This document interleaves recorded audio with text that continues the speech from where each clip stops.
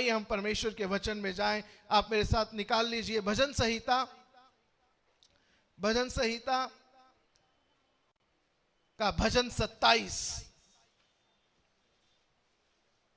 एक बात सिखा दूं मैं आपको, भजन संहिता में चैप्टर्स नहीं होते, ठीक है, अध्याय नहीं होते भजन संहिता में, भजन होते हैं, ठीक है। तो हम कभी ऐसा नहीं बोल रहे कि भजन अध्याय, ये नहीं बोलना है, ठीक है। तो हम बोलेंगे कौन सा भजन, तो भजन 27, भजन 27 उसका चौथा पद हम पढ़ेंगे। भजन 27 उसका चौथा पद मैं आपके लिए पढ़ता हूं। वहां पर इस प्रकार से लिखा हुआ है, बड़े ध्यान से सुनना। भजन संहिता 27 उसका चौथा पद, पेज नंबर 671 पुराने नियम में। एक वर मैंने यहोवा से मांगा है, बहुत ध्यान से सुनना। एक वर मैंने यहोवा से मांगा है, उसी के यत्न में लगा रहूंगा कि मैं जीवन भर यहोवा के भवन में रहने पाऊं, जिससे यहोवा की मनोहरता पर दृष्टि लगाए रहूं और उसके मंदिर में ध्यान किया करूं। Hallelujah, hallelujah. बहुत सुंदर ये वचन है और मेरे भी उतार चढ़ाव में ये वचन मेरी बहुत सहायता करता है। एक बार इसलिए फिर से पढ़ता हूं, एक एक शब्द पर उसके ध्यान दें। एक वर, 2 3 4 5 या 10 12 नहीं, एक वर। और जब एक चीज मांगते हैं, अगर कोई आपसे कहे ठीक है तू एक चीज मांग मैं तुझे दूंगा, तो आप कौन सी चीज मांगेंगे? जो आपके लिए सबसे ज्यादा इंपॉर्टेंट है, जो आप सबसे ज्यादा चाहते हैं। और दाऊद परमेश्वर का भक्त जो इस भजन को लिख रहा है, वो कहता है एक वर मैंने यहोवा से मांगा है। इसको हम ऐसे कह सकते हैं, the most important thing that I have asked of the Lord. सबसे महत्वपूर्ण चीज जो मैंने यहोवा से मांगी है वो ये है। और वो क्या है? प्रभु मेरे ये दाएं तरफ का जो शत्रु है ये बहुत परेशान कर रहा है, इस पर प्रभु जो पड़ोसी है ना मेरा, ये कैसे ना कैसे करके यहां से चला जाए बस। या प्रभु वो जो देश है ना वो बहुत धनी देश है, प्रभु बस एक बार उस पर कब्जा हो जाए ना, बस फिर तो मजा ही आ जाएगा। ऐसी कोई चीज दाऊद ने नहीं मांगी। दाऊद ने कहा प्रभु जो सबसे महत्वपूर्ण चीज मैं आपसे आज मांगने जा रहा हूं वो ये है, और मैं उसी के यत्न में लगा भी रहूंगा, है ना। ये सिर्फ मांगने से ही काम नहीं चल रहा है ना, मांग के भूल जाना ही। और मैंने मांगा भी है और उसी की कोशिश में मैं लगा भी रहूंगा। और वो क्या है कि मैं जीवन भर, प्रभु जब मैं बूढ़ा हो जाऊंगा तब नहीं, प्रभु मैं जीवन भर यहोवा के भवन में रहने पाऊं। ये एक चीज उसने परमेश्वर से मांगी। हमारा ये साल स्तुति और प्रगति का साल है, जिसमें हम परमेश्वर की स्तुति करते हैं और परमेश्वर हमें प्रगति प्रदान करता है। और बेस्ट एग्जाम्पल बाइबल में स्तुति और प्रगति का दाऊद से बढ़कर कोई नहीं हो सकता है। जब दाऊद के जीवन में आप देखते हैं भजन संहिता जो कि स्तुतियों के भजन हैं, परमेश्वर की आराधना करने के भजन है, सबसे ज्यादा भजन लिखने वाला राजा दाऊद है। दाऊद ना केवल आराधना और स्तुति करने वाला राजा है, बल्कि जितने भी राजा आप पढ़ते हैं उन सबसे अधिक प्रगति करने वाला राजा भी है। हर एक राजा जो दाऊद के बाद आया उसके सामने ये एक आदर्श रखा गया। यदि आप राजाओं और इतिहास की पुस्तक को पढ़ते हैं तो उनको पैमाने से नापा गया कि वो दाऊद के अनुसार परमेश्वर का भय मानते थे कि नहीं मानते थे। और उसमें वचन में इस प्रकार लिखा होता है, वो राजा अपने मूल पुरुष दाऊद के अनुसार परमेश्वर का भय या तो मानता था या नहीं मानता था। यानी दाऊद को एक आदर्श के रूप में रखा गया है, स्तुति के भी और प्रगति के भी। सरल शब्दों में उनसे कहा जाता था, अगर तुम स्तुति करना चाहते हो दाऊद के समान स्तुति करो। उनसे कहा जाता था, अगर तुम प्रगति पाना चाहते हो तो दाऊद के समान प्रगति पाओ। और यही तक नहीं, हमारे प्रभु यीशु मसीह को भी दाऊद की संतान कहा गया। दाऊद की संतान। इसका मतलब यह नहीं है कि प्रभु यीशु मसीह दाऊद से नीचे दर्जे के हैं। दाऊद भी यीशु मसीह को प्रभु कहता है, मेरे प्रभु ने मुझसे कहा।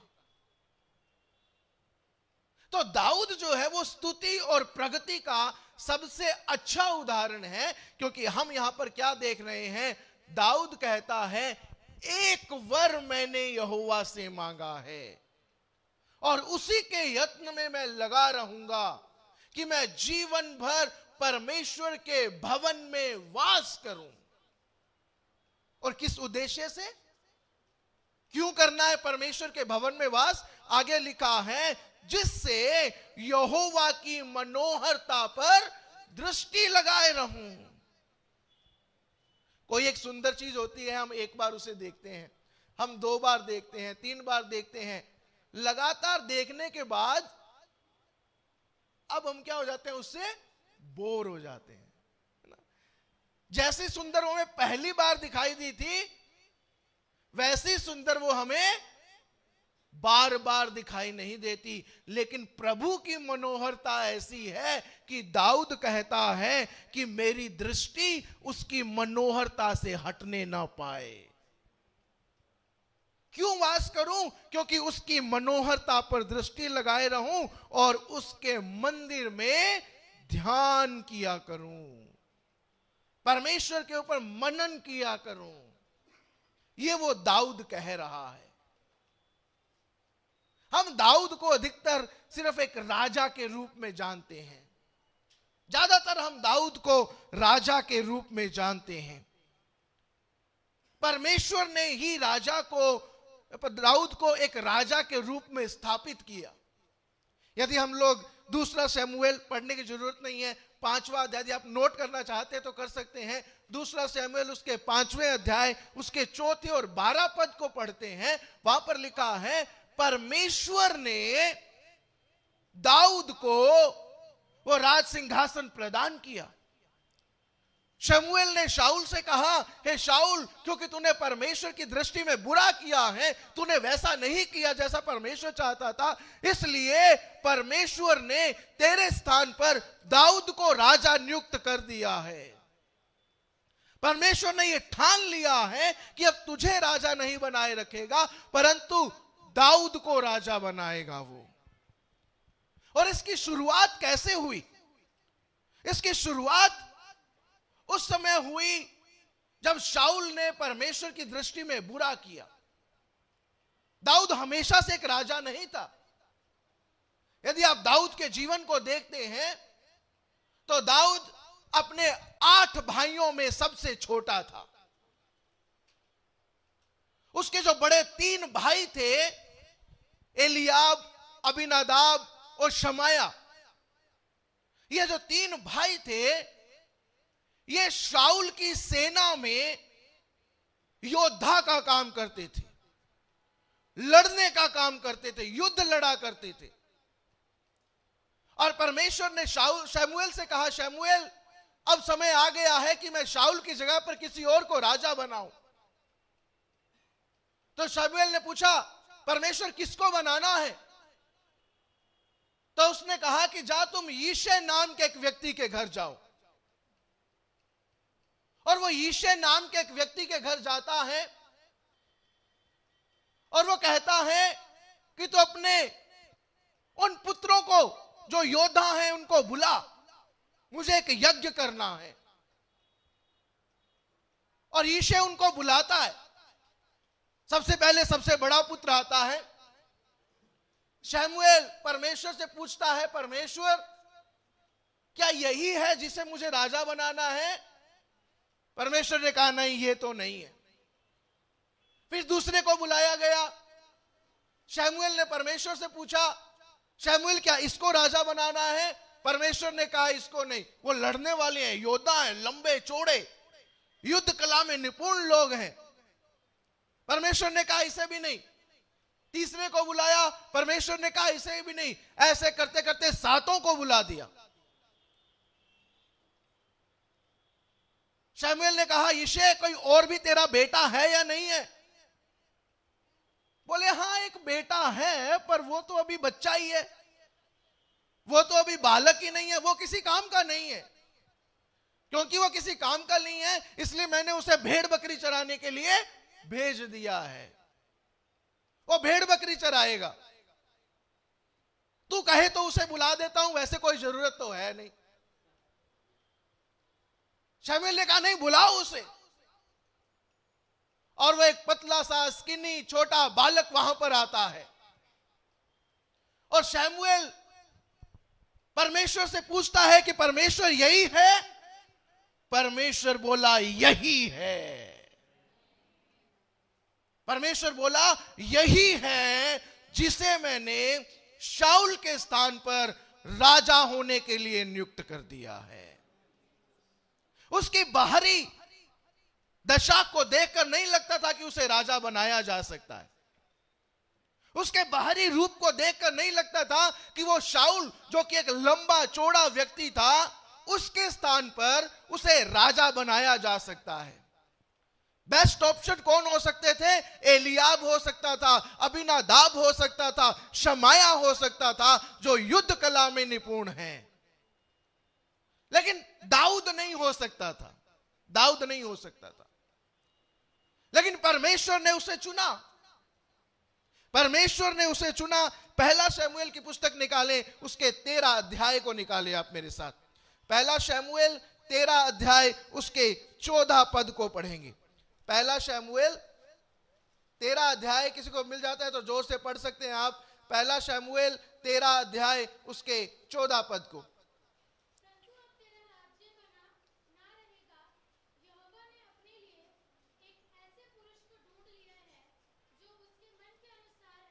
परमेश्वर ने, यहोवा ने कैसे पुरुष को चुन लिया है? जो उसके मन के अनुसार है। शाऊल से बात हो रही है, शमूएल कह रहा है अब तेरा राज्य बना ना रहेगा। यानी अब तक कौन राजा है? शाऊल ही राजा है अब तक। और शमूएल उसे क्या कह रहा है? तेरा राज्य बना ना रहेगा। क्योंकि यहोवा ने क्या कर लिया है? कैसा व्यक्ति है वो? दोबारा पढ़ना उसका अंतिम भाग। जो उसके मन के अनुसार है। कई बार हम सोचते हैं दाऊद यहोवा के मन के अनुसार का कब बना? जब वो राजा बना और उसने भजनों को लिखना शुरू कर दिया, तब वो यहोवा के मन के अनुसार का व्यक्ति बना। नहीं नहीं नहीं, अभी तक वो राजा बना नहीं हुआ है। अभी तक वो भेड़ें ही चरा रहा है। अभी तक वो भेड़ बकरियों को लेकर वहां पर जंगल में जाता है और उनको चराता है। अभी तक वो अपने पिता के मन में अपनी वो पहचान बना नहीं पाया है। तभी उसी समय से दाऊद परमेश्वर के मन के अनुसार का एक व्यक्ति ऑलरेडी था। वो राजा बनने के बाद परमेश्वर के मन के अनुसार का व्यक्ति नहीं बना, वो तभी से परमेश्वर के मन के अनुसार व्यक्ति था जब वो भेड़ें चराया करता था। जब गोलियात के सामने, जब गोलियात वहां पर युद्ध लड़ने के लिए खड़ा था और दाऊद शाऊल से कहता है कि जब मैं भेड़ बकरियों को चराने के लिए जाता था, वहां पर सिंह और भालू आते थे, मैं यहोवा के नाम से उनको फाड़ डालता था। यानी कि दाऊद परमेश्वर का भय मानने वाला व्यक्ति अपने शुरुआती जीवन से ही था।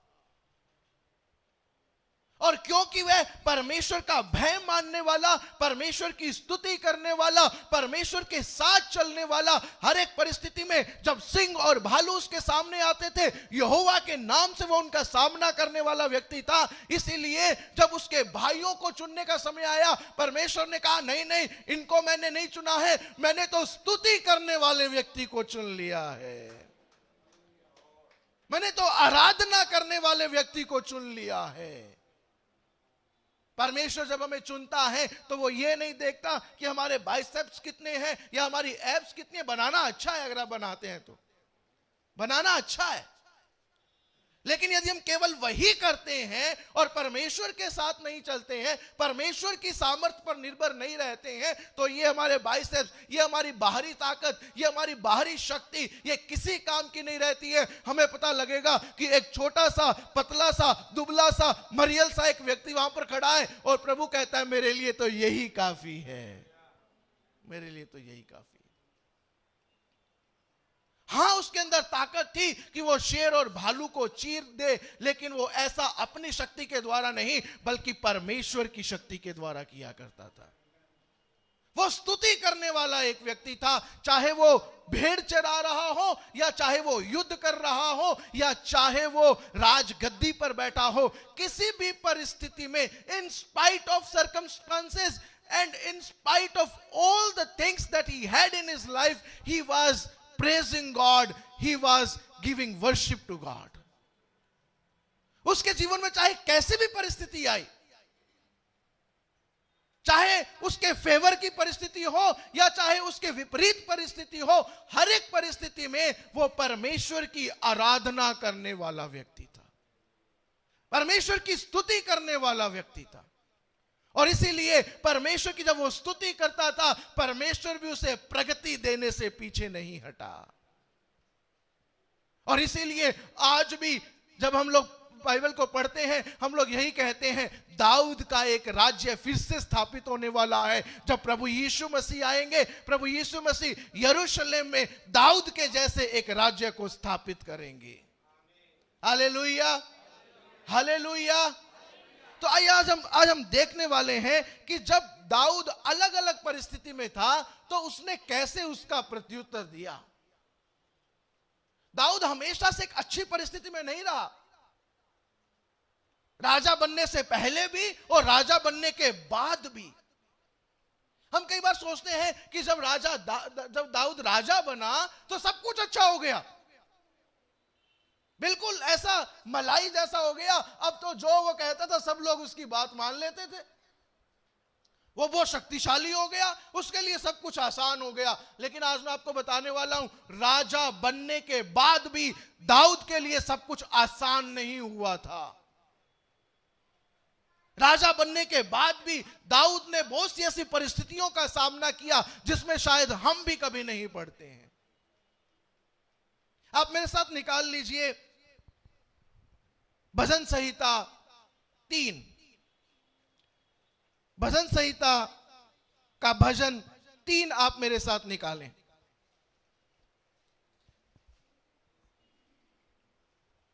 निकाल लिया? उसके ऊपर का हिस्सा पढ़ना है हमें। उसके एक पद से जो ऊपर लिखा हुआ है, जो छोटे छोटे अक्षरों में लिखा हुआ है, आप उसे पढ़ें एक एक करके। एक जन पढ़े बहुत जोर से।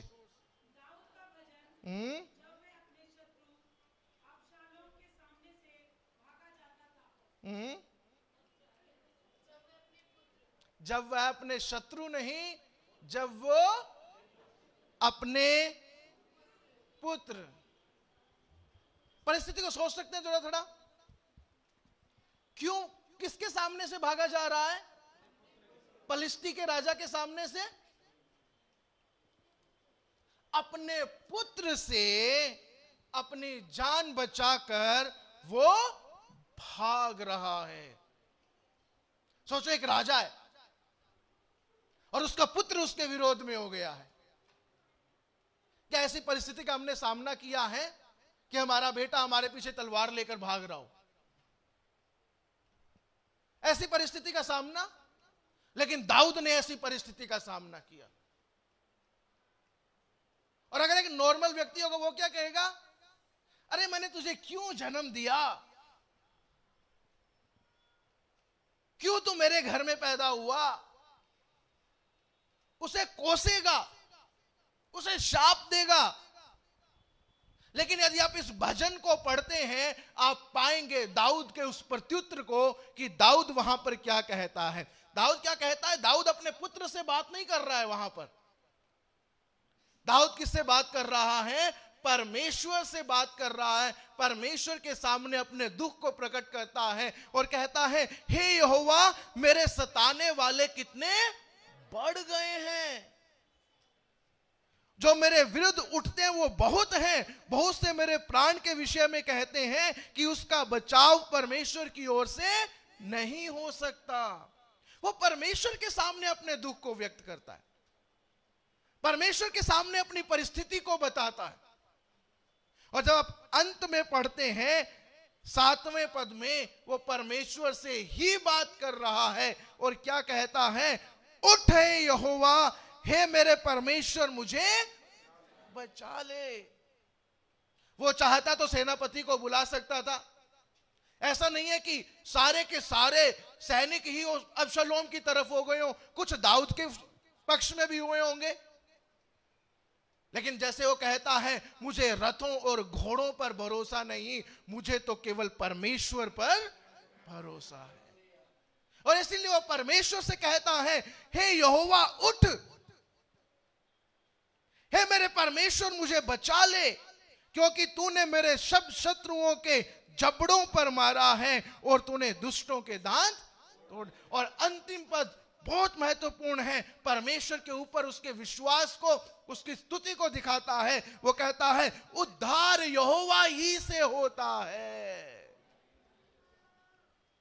और क्या कहता है, हे यहोवा तेरी आशीष तेरी प्रजा पर हो। वो नहीं कहता तेरी आशीष मुझ पर हो, कहता तेरी आशीष तेरी प्रजा पर हो। जो उद्धार शब्द है ना, वास्तव में ये शब्द बचाना है एक्चुअली। हे परमेश्वर, बचाया जाना तेरी ओर से होता है। यदि तू ना बचाए तो मुझे कोई नहीं बचा सकता। केवल तू है जो मेरे शत्रु, जो अबशलोम और जो दूसरे सैनिक जो मेरे पीछे पड़े हुए हैं और जो मैं छुप रहा हूं, ये केवल तू है जो मुझे उनसे बचा सकता है।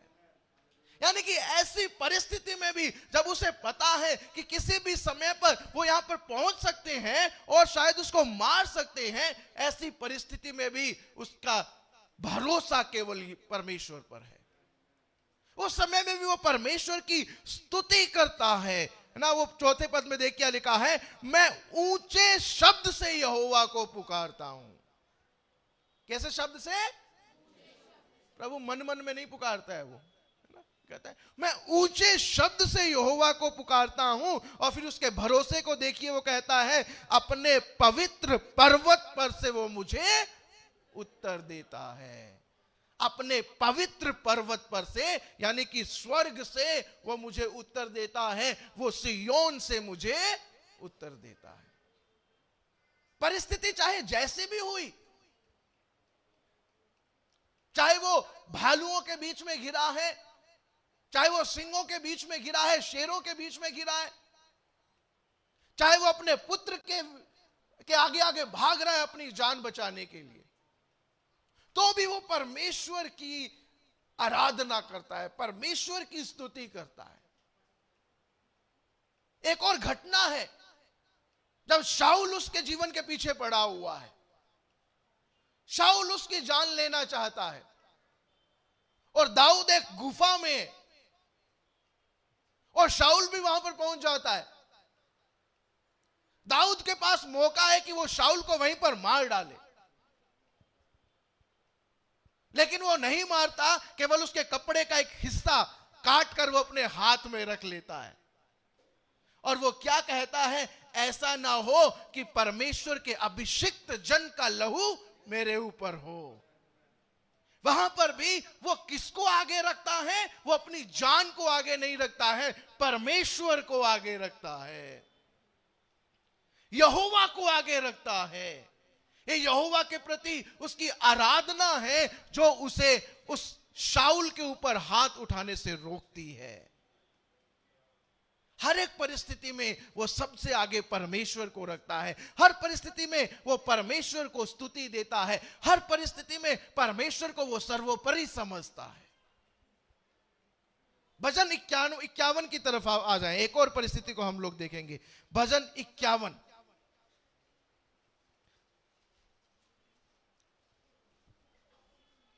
पेज नंबर 690 पर भजन 51 में आप आ जाएं।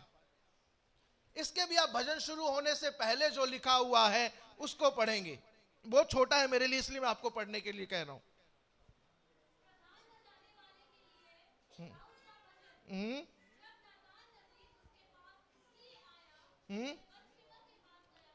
कि वो बतशेबा के पास गया था। यदि आप बतशेबा का जिक्र पढ़ना चाहते हैं तो दूसरा शमूएल 12वें अध्याय में पढ़ सकते हैं, लेकिन मैं आपको बताता हूं। कई बार हम सोचते हैं कि शायद दाऊद से कभी कोई गलती नहीं हुई। दाऊद से भी गलती हुई। अब दाऊद एक ऐसी परिस्थिति में है जहां पर उसने गलत काम किया है। और गलत काम भी कौन सा किया है? अपने ही देश की एक स्त्री के साथ उसने व्यभिचार किया। और व्यभिचार किया और उस स्त्री के पति को उसने मरवा डाला। और जब ऐसा किया और परमेश्वर का जन नातान नबी उसके सामने आया और नातान नबी ने कहा, दाऊद इस बार तूने गलत किया है। किसको कह रहा है? दाऊद राजा को। उस समय राजा के सामने कोई बोल नहीं सकता था। कौन बोल सकता था? या तो एलिया टाइप का नबी बोल सकता था। साधारण नबी नहीं बोल सकता था, एलिया टाइप का। साधारण नबी वो क्या करते थे? कुछ बोला, पकड़ा, जेल में डाल दिया, मार दिया, खत्म बात। नातान नबी उसके सामने आता है, दाऊद के सामने आता है, दाऊद इस बार तूने गलत किया है। दाऊद चाहता था उसको मरवा डालता, जेल में डाल देता, कुछ भी कर देता। लेकिन क्योंकि दाऊद परमेश्वर का भय मानता था, इसलिए उसने नातान की बात सुनी। कई बार हम क्या करते हैं, हमें पता लगता है कि हमने गलत किया है, परमेश्वर के सामने सही नहीं किया। हम पता क्या करते हैं? ज्यादा से ज्यादा हम क्या करते हैं? प्रभु बोझ नहीं लेते। ज्यादा से ज्यादा क्या करते हैं? नहीं यार, इस हफ्ते मैंने कुछ ऐसा कर दिया, इस बार मैं प्रभु बोझ नहीं लूंगा। और हम सोचते हैं प्रभु बोझ ना लेने से काम चल जाएगा, है ना। और कई चर्चेस में ऐसा सिखाया भी जाता है, अच्छा तुमने ये किया था ना, तुम पीछे बैठना, इस बार प्रभु बोझ नहीं मिलेगा, है ना। बहुत आसान हो जाता है ना, कुछ गलत कर लिया, प्रभु बोझ नहीं लो, काम बराबर। मैं ये नहीं कह रहा हूं कि गलत काम करके प्रभु बोझ लो, बल्कि गलत काम को सुधार कर, परमेश्वर के साथ रिश्ता बनाकर प्रभु बोझ लो, प्रभु बोझ लो। और यहां पर दाऊद ना तो नातान नबी को डांटता है, ना उसे जेल में डलवाता है, उसकी बात सुनता है और परमेश्वर की उपस्थिति में चला जाता है। वो पाप करके परमेश्वर से भाग नहीं जाता है, पाप करके परमेश्वर से दूर नहीं हो जाता है। जब उसे एहसास होता है, जब उसे बताया जाता है कि हां तुमने गलत किया है, तो वो परमेश्वर से भागता नहीं है, परमेश्वर से मुंह नहीं छुपाता है। आदम के समान वो पेड़ के पीछे छिप नहीं जाता है कि प्रभु हम तो नंगे हैं। वो परमेश्वर से छिप नहीं जाता है, बल्कि परमेश्वर के सामने आकर अपने पापों का अंगीकार कर लेता है। और यह भी अंगीकार करना परमेश्वर को स्तुति देने का ही एक रूप है। देखिए क्या कहता है, 10 और 12 पद पढ़िए उसका, 10 और 12 पद, 51 पद का। वहां पर इस प्रकार से लिखा है, हे परमेश्वर मेरे अंदर शुद्ध मन उत्पन्न कर। शुद्ध मन क्यों मांगा? क्योंकि उसको पता लग गया था कि उसके अंदर एक अशुद्ध मन है, एक अशुद्ध मन है। जिसके कारण उसने ऐसा किया है। हे परमेश्वर, मेरे अंदर एक शुद्ध मन उत्पन्न कर और मेरे भीतर स्थिर आत्मा नए सिरे से उत्पन्न कर। प्रभु, मैंने गलत किया है। उसको डर था कि परमेश्वर कहीं अपना आत्मा मुझसे छीन ना ले। इंग्लिश में लिखा है, don't take your holy spirit away from me. मुझसे पवित्र आत्मा छीन ना ले। और आगे क्या लिखा है, मुझे अपने सामने से। अब इस पद को पढ़िए और 27 अध्याय के चौथे पद को पढ़िए। क्या लिखा था, मैंने एक वर यहोवा से मांगा है, उसके यत्न में मैं लगा रहूंगा और कहां वास करूं जीवन भर, यहोवा के भवन में वास करूं। और यहां पर उसको डर क्या हो गया, अब शायद मैं यहोवा के भवन से मुझे निकलना पड़ेगा। अगर मुझे निकलना पड़ेगा तो मैं उसकी मनोहरता पर दृष्टि कैसे लगाऊंगा, उसके मंदिर में ध्यान कैसे करूंगा। इसलिए वो परमेश्वर के सामने कह रहा है, परमेश्वर मैंने गलत किया है, मुझे माफ किया, मुझे माफ कर दे। और क्या कर, मुझे अपने सामने से निकाल ना दे। एक बहुत महत्वपूर्ण बात है यहां पर, परमेश्वर से दूर होने पर उसे फर्क पड़ता है। हमें फर्क पड़ता है।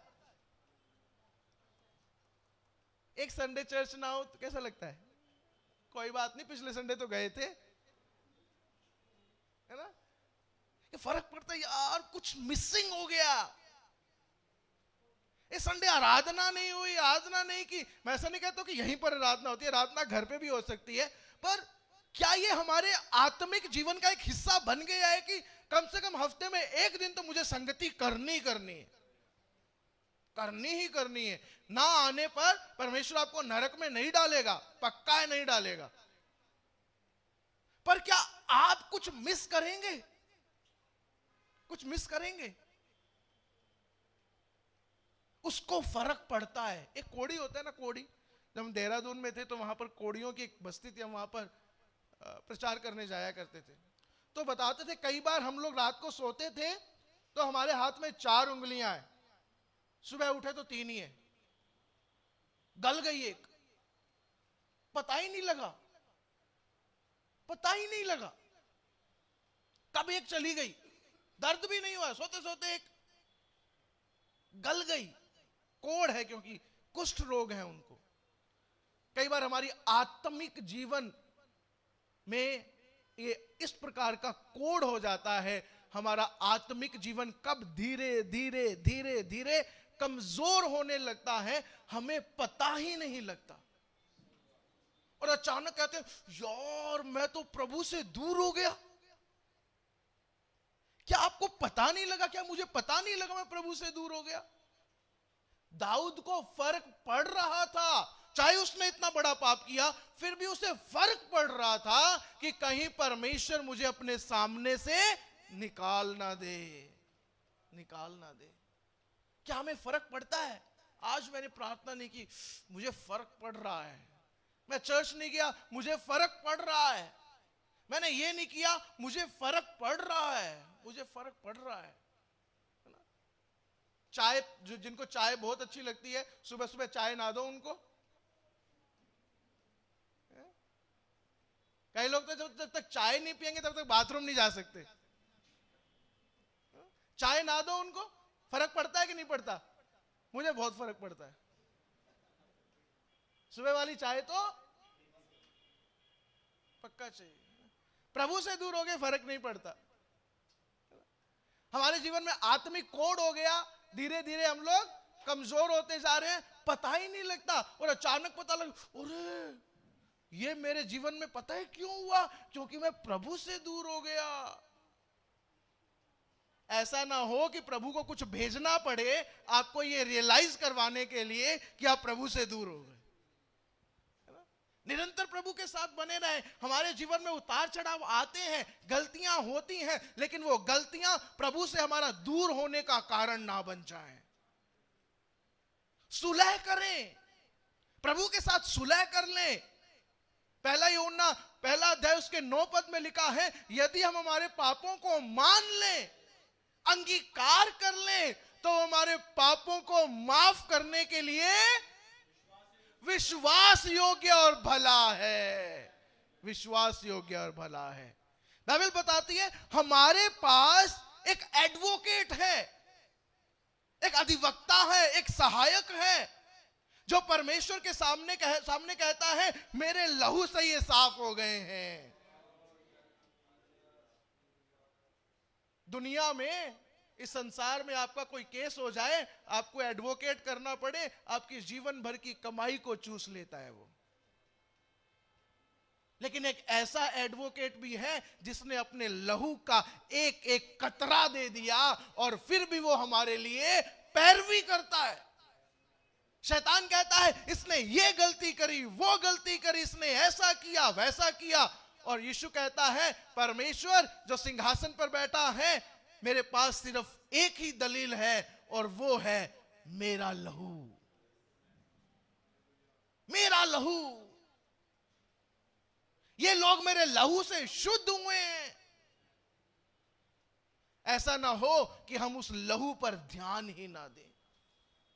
ऐसा ना हो कि हम उस प्रभु को अपनी पैरवी करने ही ना दें। वो हमारा सहायक है और वो हमारे लिए हमेशा तैयार है। फिर आगे वो क्या कहता है, मुझे अपने सामने से निकाल ना दे और अपने पवित्र आत्मा को मुझसे अलग ना कर। और फिर एक बहुत महत्वपूर्ण बात 12वें पद में कहता है, अपने किए हुए उद्धार का हर्ष मुझे फिर से दे दे और उदार आत्मा देकर मुझे संभाल।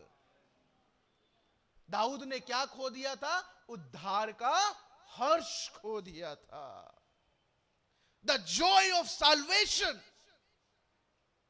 that he had received, he lost it. उसने खो दिया था वो उद्धार का हर्ष।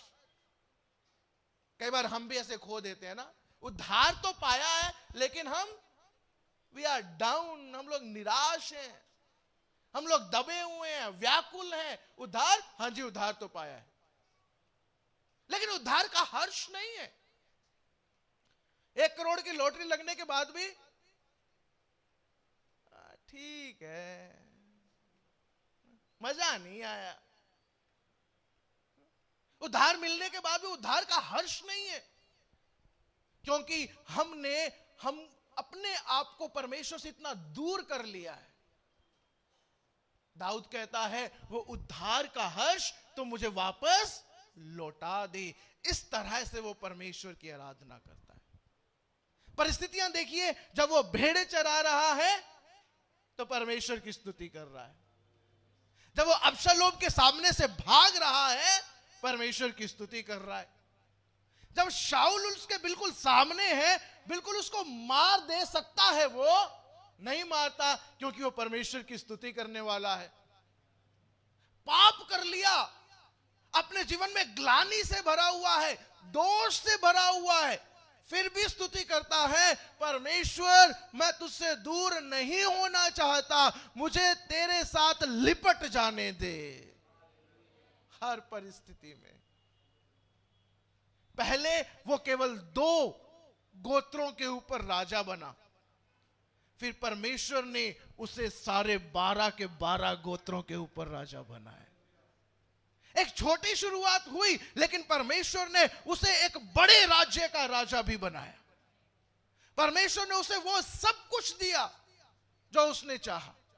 क्यों? क्या उससे गलती नहीं हुई? हाँ, उससे गलती हुई। क्या वो मनुष्य नहीं था? हाँ, वो मनुष्य ही था। लेकिन परमेश्वर के सामने उपस्थिति में बना रहना वो चाहता था, परमेश्वर की स्तुति करना चाहता था, परमेश्वर की आराधना करना चाहता था, हर एक चीज में वो परमेश्वर को आगे रखना चाहता था। इसीलिए वो गोलियत से क्या कहता है? तू तो इतना बड़ा है, ललकार रहा है सबको, लेकिन मैं आ रहा हूं। शाऊल के हथियार पहनकर नहीं आ रहा हूं। शाऊल के हथियार पहने थे, लेकिन उसमें वो बात नहीं आई जो यहोवा के नाम से आती है। वो बात किसी चीज में नहीं आएगी जो यहोवा के नाम से आती है।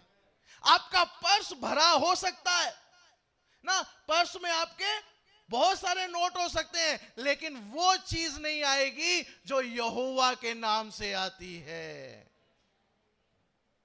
उसने कहा मैं यहोवा के नाम से आता हूं। लोग हमें छोटा बच्चा समझेंगे, लोग हमें कमजोर समझेंगे, लोग हमें सोचेंगे कि इनसे कुछ नहीं हो सकता, लेकिन जब यहोवा के नाम से आएंगे तो हमारे सामने गोलियात भी ऐसे सामने गिरे हुए पड़ेंगे, ऐसे गिरे हुए पड़ेंगे कि हमें उनको हराने के लिए मेहनत भी नहीं करनी पड़ेगी।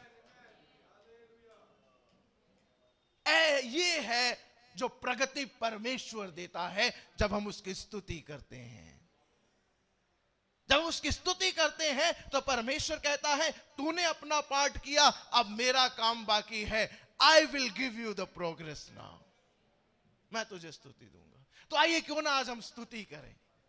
आइए अपने स्थानों पर खड़े हो जाएं और कुछ देर हम परमेश्वर की आराधना करें। हालेलुया। परमेश्वर की आराधना करते हुए परमेश्वर से कहें परमेश्वर मैं तुझ में खोना चाहता हूं, परमेश्वर मैं तुझ में खोना चाहती हूं। आज प्रभु दाऊद के समान, जब दाऊद परमेश्वर की स्तुति कर रहा था, उसने नहीं देखा कि कौन उसे देख रहा है। जब दाऊद परमेश्वर की स्तुति कर रहा था, लोग हंस रहे थे, उसकी अपनी पत्नी उस पर हंस रही थी, लेकिन दाऊद को केवल एक बात पता थी कि जो युद्ध वो जीत कर आया है वो इसी स्तुति के कारण जीत कर आया है। लोगों ने कहा शाऊल ने 1000 को मारा, दाऊद ने 10,000 को मारा। हालेलुया। दाऊद अपने जीवन में जो कुछ भी था वो स्तुति और आराधना के कारण था, परमेश्वर के साथ एक संबंध के कारण था। हालेलुया।